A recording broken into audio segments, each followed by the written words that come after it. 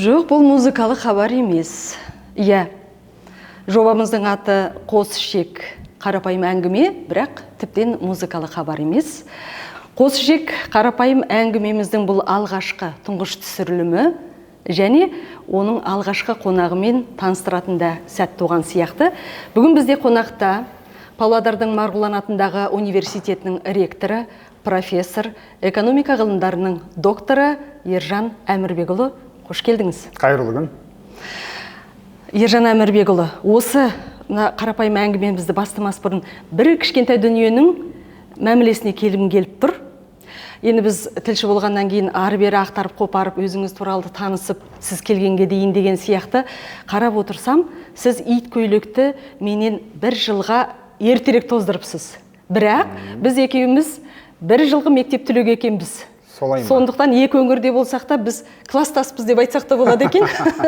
Және соның нәтижесінде Ереке, Ержан десем қалай қарайсыз? Әлбетте. Қош келдіңіз деп айтамыз біздің өңірімізге. Бұл өңір сіз үшін бір жаңа өлке болғанменен қызметіңіздің бабы әрине ол таңсық емес. Бұл салада өзіңізде үлкен бір жоғары оқу орнында ректорлық қызмет атқарғаныңызды білеміз. Мен бір қызық ойға жолықтым. Әл-Фараби бабамыздың музыка қандай бір халықтың болмасын, сол жердегі табиғатына тікелей байланысты деп. Бір ғана қазақтың музыкасының өзі, батыс өңірінің музыкасы өзінің бір әуені ерекшелігі, арқаның қазақтарының музыкасы шертпе күйі мүлдем бір әуен. Енді сол әуеннің өзін тудыратын халықтың өзіндік мінезі бар екені сөзсіз. Енді осы өңірге келе жатқанда не байқадыңыз? Сіз мынау тамылжыған Таразда топырағында кіндік қаныңыз тамған, Алматы өңірінде біраз жылдар қызмет еттіңіз, сонда тұрдыңыз деген сияқты біраз қазақтың жерін көріп келе жатып, солтүстік шығысқа келгенде сізді қалай қарсы алды? Ертіс Баян өңірінің үні тазалық пен адалдық екен. Бұл жақтың тазалығы, адамдардың бойындағы әділдігі бірден көзге түсті. Мен екінші бір үлкен философиялық ойды айтқым келіп отыр. Ертіс Баян өңірін мен қалай қабылдадым? Мен үлкен қариялардың қолында тәрбиеленген баламын. Ол кісілердің үнемі аузынан тастамай отыратын батасы болатын. 4 құбылаң түгел болсын деп. Осы сөзді көп ойланып, адамның 4 құбыласы ол амандығы, денінің саулығы, жақындарының дүниеде дұрыс жағдайда болуы сияқты рухани, материалдық құндылықтардан тұратын болса, еліміздің, Қазақстанның 4 құбыласын осы Ертіс Баянға келгенде тапқан сияқтымын. Бірінші құбыламызды біз Түркістанды айтамыз. Сөз жоқ, Түркістан еліміздің рухани астанасы. Бүкіл игі жақсылардың барлығы Қожа Ахмет Яссауи кесенесінің басында жатыр. Екінші құбыламыз қайда деп сұрасаңыз, мен оны Семей деп айтар едім. Абайды өмірге алып келген, Абайдың бауыры Шәкәрімді дүниеге алып келген, Абайды әлемге танытқан Мұхтардың кіндік қаны тамған жер Семей жері. Семей Алаш арыстарының астанасы. Қасиетті болмауы мүмкін емес. Үшінші құбыланы Торғай деп атар едім. Ұлттың ұстазы Ахметті алып келген. Қазақты оятып, еңіреп жүріп, жылап өмірден өткен Міржақыптың елі. Қазақ даласының алғашқы мектебін салған Ыбырай атамыздың мектебі жатыр. Ол өңірдің қасиетті болмауы мүмкін емес. Төртінші құбыламды мен ойлаймын, ол біздің Ертіс Баян өңіріміз. Қазақтың тұңғыш ғалымы бүкіл қазақты өзінен жоғары көтере білген, шетелге шығып еліміздің айбынын асқақтатқан Қаныш Имантайұлының кіндігі тамған жер. Қазақтың әулиесі Мәшһүр Жүсіп Көпейдің елі. Қазақ киноиндустриясының атасы Шәкен Аймановтың елі. Жарқ етіп жұлдыз болып өмірден өткен Сұлтан Махмұд Торайғыровтың елі. Археолог атамыз Әлкейдің елі. Басқаларын айтпағанның өзінде осындай арыстарымыз бар. Осы жердің үлкен шоқтығы биі Шоң бидің елі. Сондықтан да бұл біздің қазағымыздың 4-ші құбыласау деген мен топшылауға келдім. Ертіс Баян өңірі мен үшін осындай ел. Енді расында да өзіңіз айтқандай 4 құбыла ең бір киелі өңір өлке деп аяқ басқан екенсіз. Қадамыңызға нұр жаусын, ең бастысы абырой тілейміз. Рахмет. Енді осы келе салысымен сізге көп болған жоқ, 1-2 айдың жүзі. Осы аралықта сіз бір шама кездесулер өткізіп, соның ішінде бұқаралық ақпарат құралдарымен кездесу барысында мынадай бір жақсы ой айттыңыз. Ұжымдағы психологиялық ахуал өте маңызды дедіңіз. Осыны бір ашып кетіңізші. Бұл бақыттың формуласы ғой. Ол ұжым үшін таңертең жұмысқа асығу, кешке үйіне асығу. Оның астарында не жатыр? Жұмысқа асыққан адам жұмыстан өзінің энергиясын таба алады. Жұмыстағы әріптестермен ауызбіршілігі бар. Жұмысқа келген кезде өзінің бойындағы потенциалын ашады, жұмыстан ләззат алады. Бұл біздің ұжымның арасындағы ауызбіршілікті, корпоративтік, рухани бірлікті көрсетеді. Осындай ұжым болса, кез келген адам жұмысқа асығады. Үйге адам не үшін асығады? Отбасында береке болса, отбасында бірлік болса, отбасында ынтымақ болса, адам үйіне асығады. Бұл өмірдің қарапайым ғана қағидасын біз әдемі бақыттың формуласына айналдырып алдық. Біздің ұжым бақыттың кілтін тапқан ұжым. Яғни негізі адамдардың бәрі бақытты іздейді, ал шын мәнінде оның кілті де бәрі қарапайым дейсіз ғой. Бәрі қарапайым. Бақытты болғың келсе, біздің ұжымға кел. Яғни сіз бақытты адамсыз, бақытпен бөлісіп жатқан. Әрине. Бір 9 ғасырдағы бір Қытай пәлсафашысы былай жазыпты. Мен осы замандағы балалардан, жастардан шошимын. Бір қарап отырсақ, шын мәнде ұрпақ алмасқан кезде, буын алмасқан кезде, бір екі буын аралығында бір ылғи келіспеушілік, жастардың келбеті қандай, бүгін біз не дей аламыз олар туралы? Мен ғылым түрінде түсіндіріп берейін сізге. Бұны жалпы ертең көрермендерге де түсінікті болу үшін. Жастар жаман емес. Қазіргі мынау университетте оқып жатқан ұрпақ Z поколение деп аталады. Біздің екеміздің өскен ортамыз, біз Y поколение болдық. Біздің өзіміздің бізге тән құндылықтарымыз болды. Көзқарасымыз болды. Тыңдайтын әніміз болды, жүретін жеріміз болды. Z поколениенің ортасы бөлек. Ойы ерекшелеу, құндылықтары басқалау. Одан кейін ұрпақ, 2010 жылдан кейін ұрпақ, ол альфа поколение. Альфа ұрпақ деп аталады. Олардың құндылықтары мынау жасанды интеллектпен, 4-ші өнеркәсіптің, революцияның құндылықтарымен байланысты болады. Бұл тоқтаусыз жүре беретін заңдылық. Сол үшін ұрпағымыз жаман емес, ұрпақтарымыз жақсы. Бірақ біздің мақсатымыз аталарымыздан келе жатқан асыл діңгекті соларға бере білу. Оның сыртын өздері қоршап алады. Діңгегі дұрыс болса, барлығы да дұрыс болады. Психологиялық ахуал адамдардың қазір қиындап кеткен сияқты болады. Неге десеңіз, мына әлеуметтік желілерді ашып қалсаңыз, мына инфопсихология дейміз ғой. Бәрі бірден шетінен психологтар болып жатады. Ішінде оның кәсіби психологтар да кездеседі, әуесқойлар да кездеседі, бәрі кеңес беріп жатады. Яғни біздің қоғамның қандай бір өте бір адам мен адамның қарым-қатынасында қиындықтар көп пе деп ойлап қалам. Сіз қалай ойлайсыз? Психологиялық тілмен айтқан кезде, адамның ішіндегі, мен айттым ғой, діңгегі жоқ болса, ол адам әр нәрсеге әуестеніп кете береді. Діңгек қайдан келеді? Мен сізге тағы да айтайын. Бақыттың формуласымен бөлісіп жүрмін дедім ғой. Мен махаббаттың да формуласын білемін. Бұл махаббатқа кеп тіреледі. Бала кезде, жас кезде ата-анадан, жақындарынан махаббатты, мейірімді толық ала алмаған адам діңгегі бос болуы мүмкін.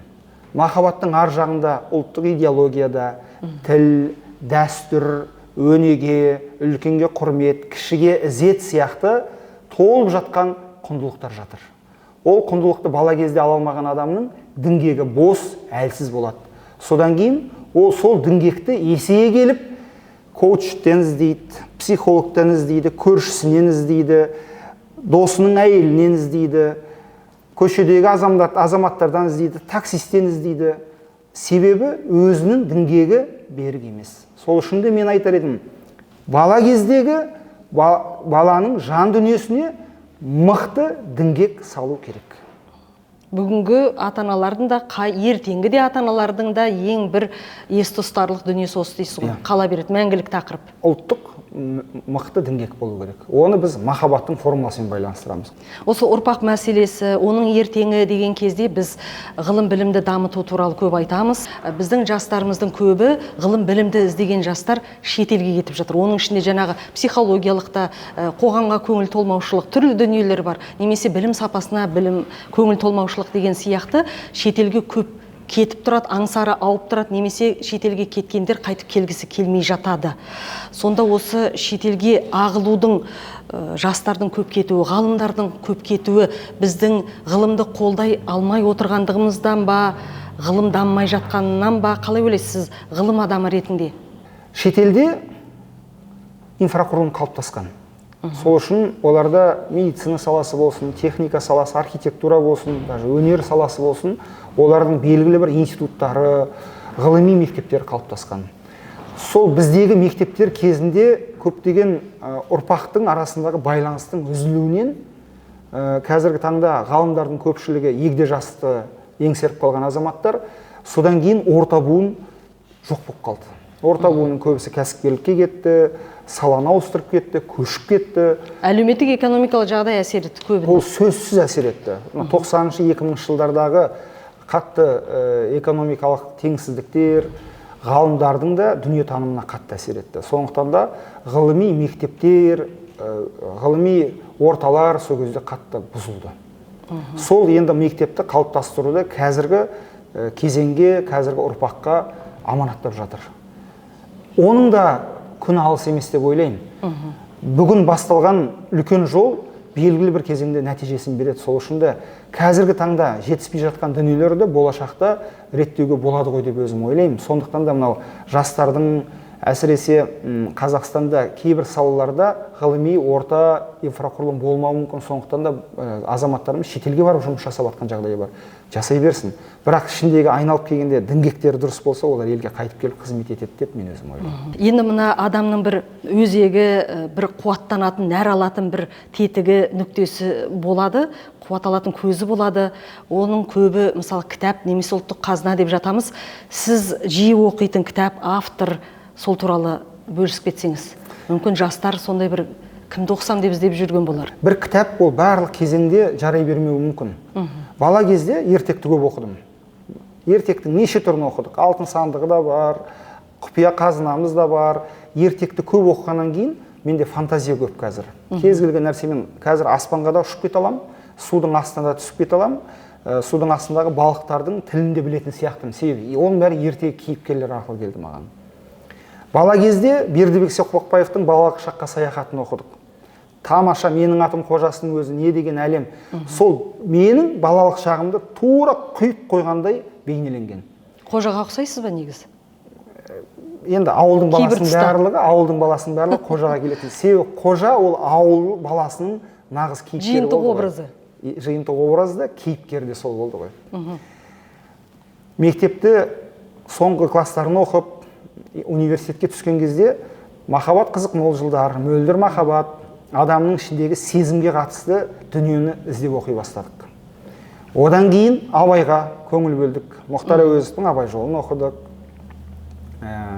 Одан кейін мынау тарихи кітаптарға қарай көңіл бөле бастадық. Өсе кейінірек қазір мен әртүрлі ғылыми жанрдағы кітаптарды оқығанды ұнатамын өзіме.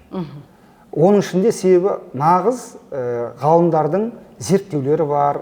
Ол жерде ойдан туындаған кейіпкерлер емес, образдар емес, дәлелдер, фактілер беріледі. Сол үшін де ол адамның есеюіне, көңіл күйіне қайтып айналып келген кезде жағдайына байланысты. Абайды мен қайтып оқығым келіп тұрады. Қайтып айналып келіп қолым қалт ете қалса, Бердібек Соқпақбаевтың дүниелерін оқығым келеді. Шетелдіктері мынау Артур Конан Дойлдың Шерлок Холмсы маған өте ұнайды. Бірнеше рет, бір осы күнге дейін 9-10 рет оқыған шығар, бірақ қайта-қайта оқи бергім келетін дүние. Жаңа Анри Шарьер туралы айттым, Мотылек деген кітабы бар.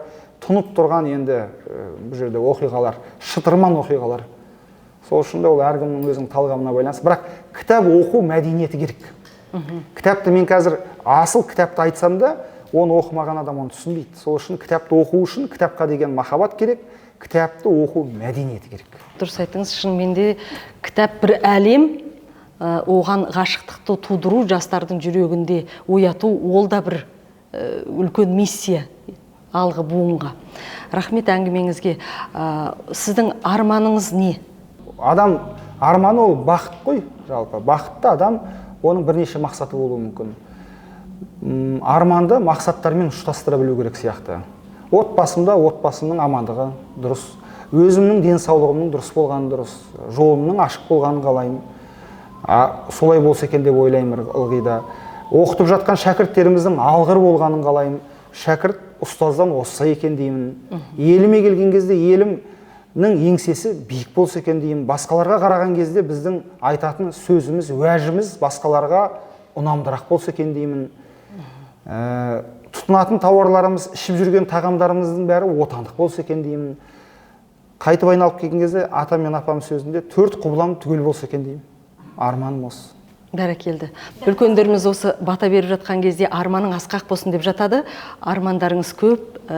Әрбір адамның бойындағы өзі жүрегінде әлпештеп аялап жүретін армандары көп. Сізде де көп екенін көріп жатырмыз. Армандарыңыз іске ассын. Ал осы армандарға жетелеуде алғашқы баспалдақтарды жасап берген тәлімгеріңізді білгіміз келеді. Сіз кімді тәлімгерім, ұстазым деп танисыз? 3 адамды айтар едім мен.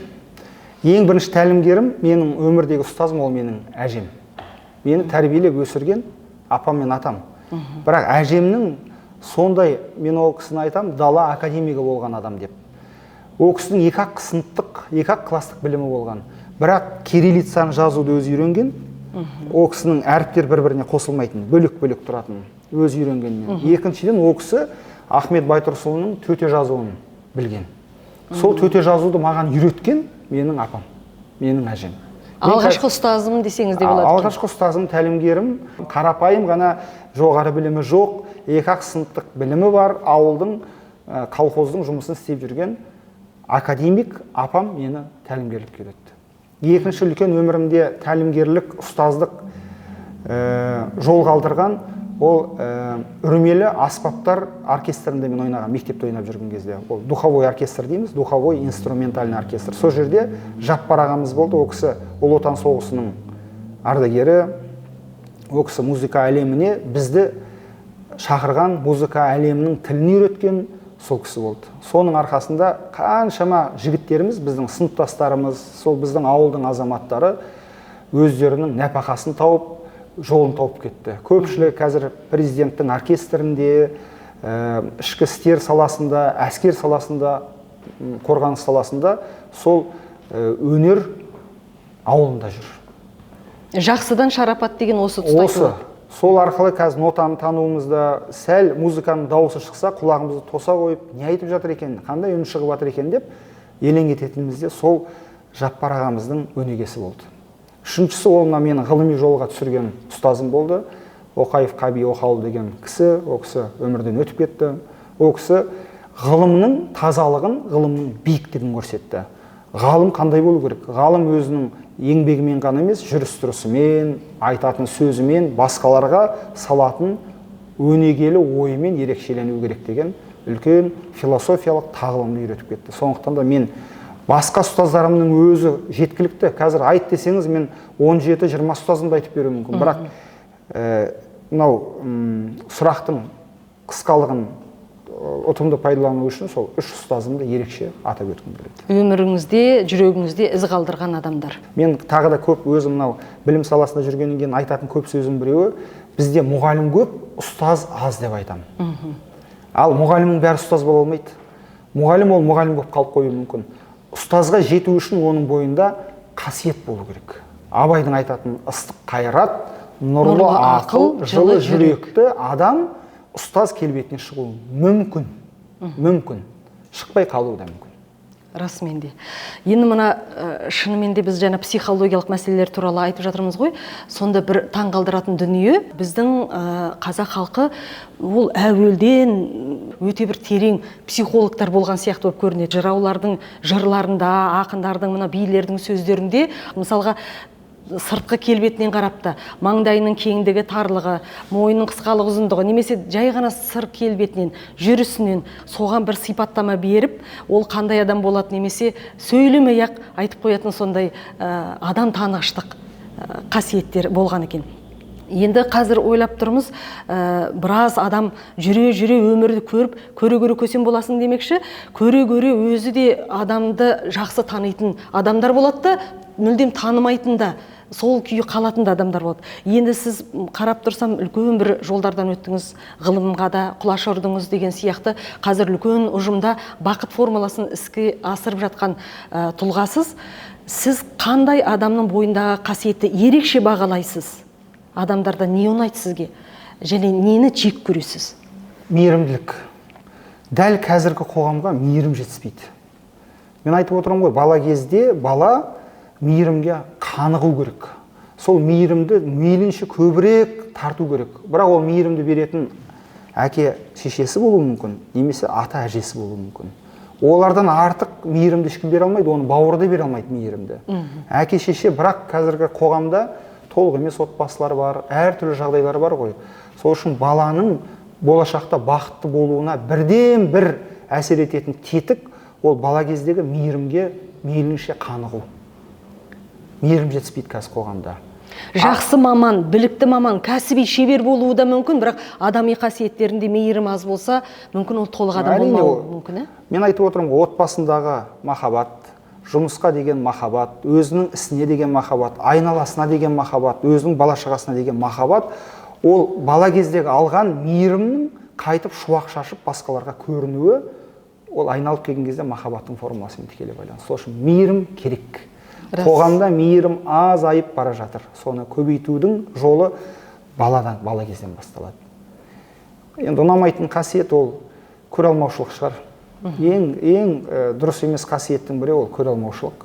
Көре алмаушылық та бала кездегі проблемаларға байланысты.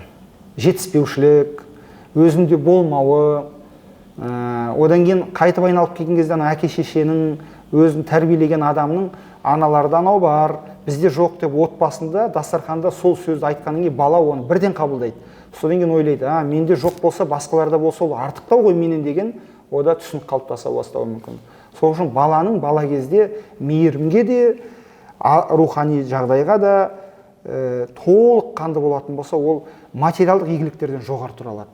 Қоғамға керегі қысқа сөзбен айтқанда 90 ауыз сөздің тобықтай түйіні адам материалдық құндылықтардан, игіліктерден жоғары көтеріле білу керек. Оны былай ғылымның тілімен айтқанда Абрахам Маслоу деген атақты ғалым бар.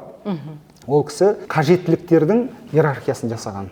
Сол кезде ең бірінші ол физиологиялық қажеттіліктер деп аталады.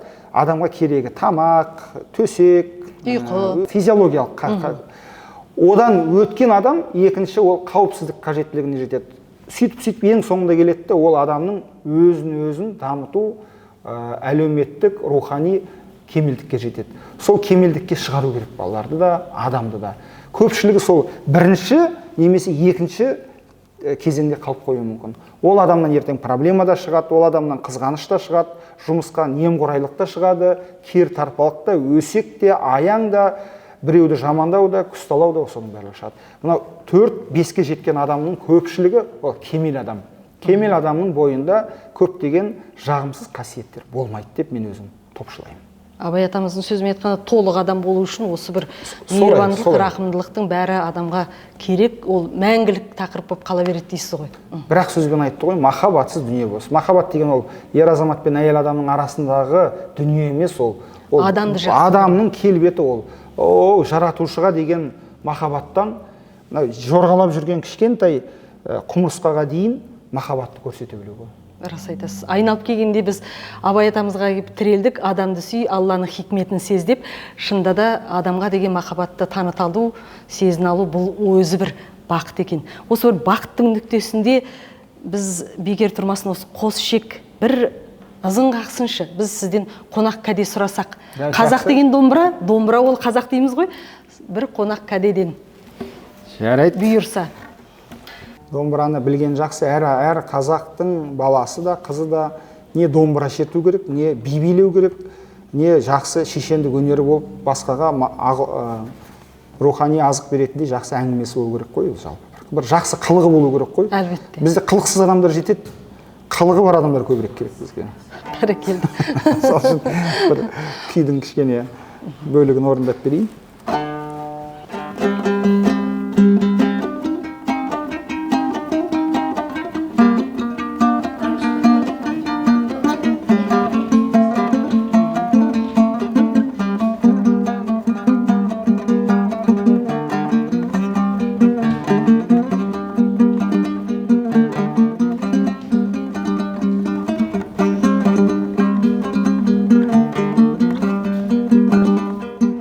Қымбатты достар, қос ішек қарапайым әңгіменің бұл алғашқы хабары, алғашқы түсірілімі болатын. Оның қонағы болған Павлодардың Марғұлан атындағы университетінің ректоры, экономика ғылымдарының докторы, профессор Ержан Әмірбекұлына үлкен ризашылығымызды білдіреміз. Қарапайым әңгімемен бірге болғайсыз, достар.